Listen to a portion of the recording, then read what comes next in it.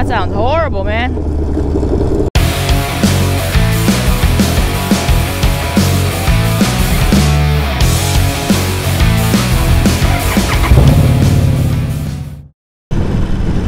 What's up, Riveter Nation? It's Halo the Riveter coming at you this Freedom Friday morning. Woo-hoo. Are you excited? Because I'm excited. Are you excited? Because I'm excited. Alright guys, we're just going to jump right into this topic, this hot topic I got for you today. So, Freedom Friday. If you guys are new to this segment, my name is Halo the Riveter. Mostly I do motorcycle content for new riders from a new rider perspective with a lot of patriotism mixed into that. Hence the name Freedom Friday. So today, the person that we are going to be talking about is a true American hero in my beliefs. She's actually really underrated for her actions as far as I'm concerned. The person we are talking about today is named Sybil Ludington. And so why is she important? Let's go over that. So I know we've all heard of Paul Revere, you know. Hey, the British are coming. That guy. The guy who rode around on his horse, alerting people to when the British were coming, waking the American militias up. I'll stop here.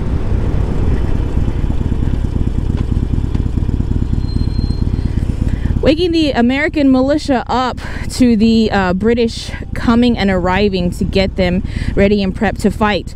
So Sybil Ludington, she was a girl, of course, and at the time in question, she was actually a teenager. So I'm going to go over the legend, and then I'll go over the facts that I am aware of, because I don't want to give you guys any fake news. All right, so Sybil Ludington, she was a teenager when this all transpired. Her father was a colonel for the American militia, or you know, army. And what happened was she caught wind that the British were burning the town of Danbury. So a lot of what I heard and researched was Danbury was the pronunciation, even though it's spelled D-A-N-B-U-R-Y. So I'm tempted to say Danbury, but it's Danbury.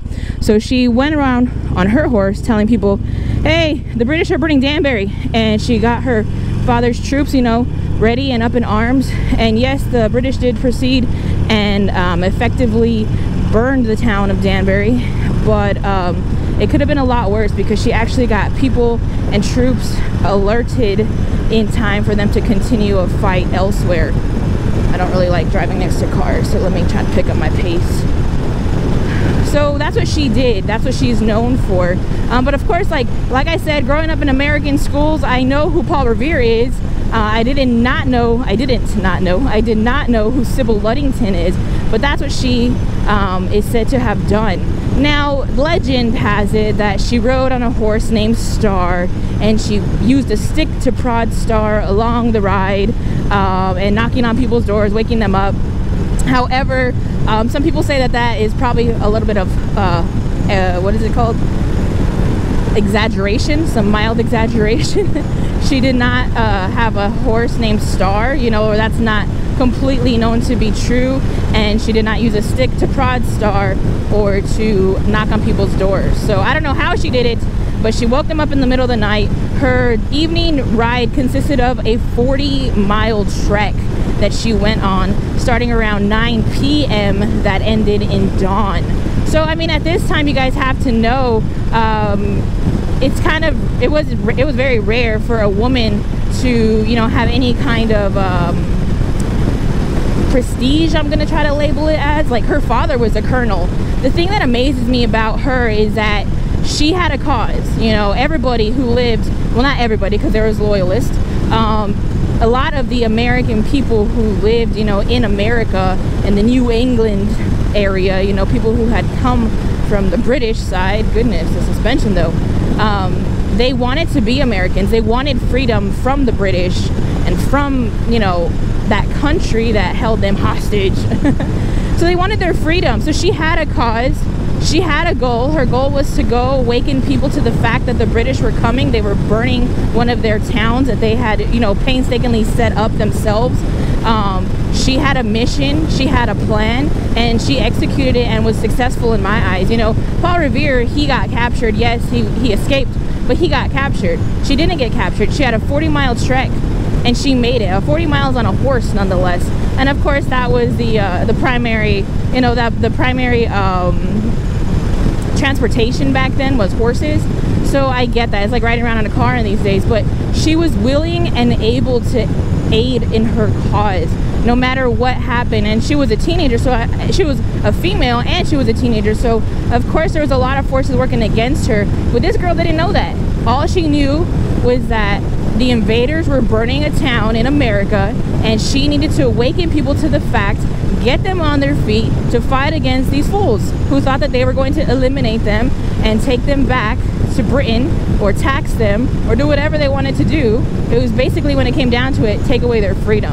And she said no, she wasn't going to do it. Another great story that there is on Sybil Ludington is that some loyalists, so they're loyal to the crown, they wanted to, you know, get her father, because he was, like I said, he was a colonel, so he was a man with standing, and that's how you slow down people, or of course you take away a lot of good leadership. So I'm not assuming that he was a good leader. I'm probably just yeah, I guess I am assuming that he was a good leader. At the end of the day, he was leading people against the British, you know. And so what happened was some loyalists came to take her father and do whatever with him. And what she did is she had 12 brothers and sisters, or she was in a family that had 12 children. She got them up when she caught wind of this plan. She awoken them and had them marching around her house in a military fashion. And so these loyalists thought that troops were training in the household, and they did not succeed in coming and capturing her father. So that's really good. You know, as a teenager or as a young girl, she had that mindset where, you know what, this is true freedom. What we're experiencing here in our land, it's true freedom, and I'm going to do whatever I need to do to keep it. And her father, she wanted to keep her father safe. I'm always one to condone that, you know. She loved her family, she loved her freedom, and she did it at her own risk. She didn't say, oh, sure, someone needs to do it, and then not be able to put herself on the line. She did it at her own risk. So I'm always going to condone that and say, man, that's a true hero, and clap back at that, because how many people are willing in this day and age to stand up for freedom, you know? Let me get out of this guy's way.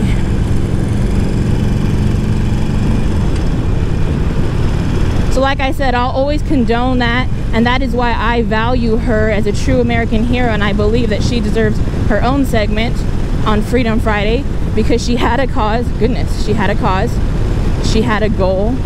She fought for that goal at her own risk, and she succeeded.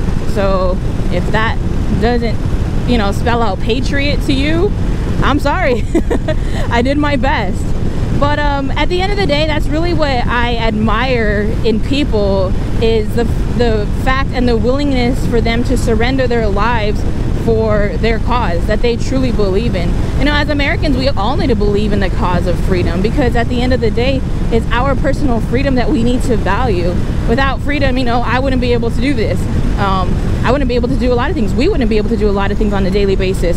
And I do want to kind of call out a lot of people and, you know, thank them for what they did, you know, for especially women who led the women's suffrage to vote. You know, that's a big freedom that females did not have, and they didn't have it as women, the right to do so. But I benefit from that.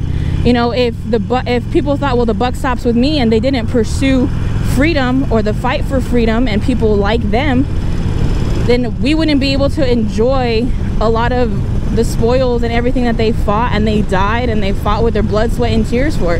So I'm truly thankful and truly grateful. Not everybody has to be a soldier. Everybody can fight for freedom in their own right and in their own way. And those who do fight for freedom in their own right and their own way, I commend you and I applaud you and I thank you for that. You know, America is built on the backs of those kinds of people who put aside their own, goodness gracious, their own lives, you know, who put aside their own lives, and they weren't selfish, and they stood up for what was right. And they said, no, the buck does not stop with me. I am going to fight. I see an injustice here, and I'm going to stand up for what is right. And at the end of the day, that's all we can do, is fight for those who we see have injustices brought against them, true injustice. And at the end of the day, if we do that, we're going to be a greater country for it. Like I said, true injustice is where it needs to, you know, kind of align with that. You have to do your research. You have to see what is the truth, because I believe in this day and age there's a lot of driving forces. I know that this is totally off topic, but I mean, you're watching this video for my opinion, I guess. That's the thing, is I think a lot of the driving forces that is wrong with not only this country but this world is greed. I think that's a major problem. Greed drives a lot of issues and problems and true injustice. Greed, the love of money, you know, or the love of wealth. And it's not bad to pursue your dream, pursue money, but when it becomes more important than lives around you and people and their rights, then that's an issue to me. But like I said, you have to be truly informed on what is truly going on in our country. You have to educate yourself.